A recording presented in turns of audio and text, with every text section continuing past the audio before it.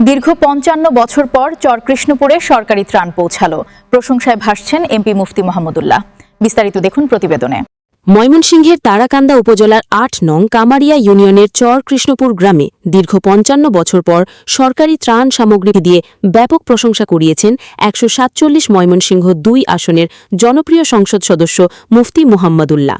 সম্প্রতি অতিবৃষ্টি ও বন্যার কারণে পানিবন্দী হয়ে পড়া চরকৃষ্ণপুর গ্রামের অসহায় মানুষের পাশে দাঁড়াতে মাননীয় সংসদ সদস্যের সার্বিক সহযোগিতায় সরকারি ত্রাণ কার্যক্রম পরিচালিত হয়।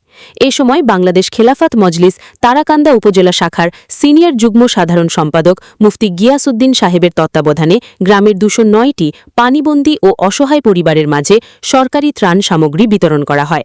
স্থানীয় বাসিন্দারা জানান, দীর্ঘ কয়েক দশক ধরে চরকৃষ্ণপুরের মানুষ নানা দুর্যোগের সময় অবহেলিত থাকলেও এবার প্রথমবারের মতো সরাসরি সরকারি ত্রাণ সহায়তা তাদের হাতে পৌঁছেছে। এতে বন্যা প্রবলিত পরিবারগুলোর মধ্যে স্বস্তি ফিরে এসেছে। ত্রাণ বিতরণকালে স্থানীয় গণ্যমান্য ব্যক্তিবর্গ, রাজনৈতিক নেতৃবৃন্দ এবং সামাজিক সংগঠনের প্রতিনিধিরা উপস্থিত ছিলেন।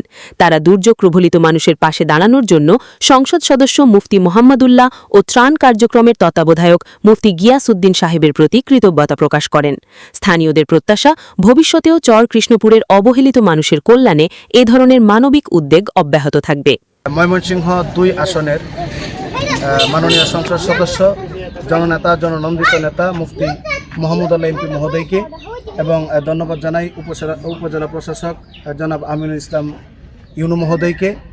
ধন্যবাদ জানাই অত্র ইউনিয়ন কামারি ইউনিয়নের সম্মানিত সচিব মহোদয়কে এবং ধন্যবাদ জানাই যারা আজকে ত্রাণ কার্যক্রমের লিস্ট প্রণয়ন করেছেন তাদেরকে ধন্যবাদ জানাই এবং ধন্যবাদ জানাই 11 দলীয় ঐক্যর সকল নেতৃবৃন্দকে এবং এই এলাকাবাসীকে যারা অক্লান্ত পরিশ্রম করে আজকের আয়োজন করেছেন। তাদেরকে মুফতি মোহাম্মদুল্লাহ সাহেবের পক্ষ থেকে ধন্যবাদ জানাই। তো সম্মানিত দর্শকবৃন্দ, আপনারা হয়তো জানেন যে আমাদের যে এই আজকের এই কার্য পরিচালনরা, এটা আসলে মানুষকে দেখানো উদ্দেশ্য নয়। এটার উদ্দেশ্য হচ্ছে একমাত্র যে এই চরকৃষ্ণপুর গ্রামের যে সমস্ত পানিবন্দী মানুষ আছেন যে তাদের পাশে থাকা, এটাই হচ্ছে আমাদের উদ্দেশ্য এবং তাদের কষ্টগুলো লাঘব করা, এটাই হচ্ছে আমাদের মূল লক্ষ্য উদ্দেশ্য।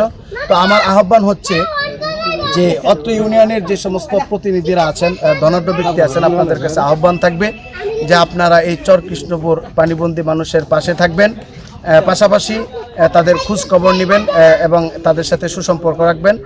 এবং প্রশাসনের কাছে এবং জনপ্রতিনিধিদের কাছে আমার আহ্বান হচ্ছে আমরা যে ত্রাণ কার্যক্রম দিয়েছি, আমরা যতগুলো পরিবারকে প্রায় 210টি পরিবারকে আমরা ত্রাণ দিয়েছি, আপনারা এই সামনে আগামীতে যেন আরও বিস্তৃত হয়, আরও বেশি মানুষ যেন পায়, সেই ব্যবস্থা করবেন। এই আশাবাদ ব্যক্ত রেখে আমি আমার কথা শেষ করছি। আসসালামু আলাইকুম।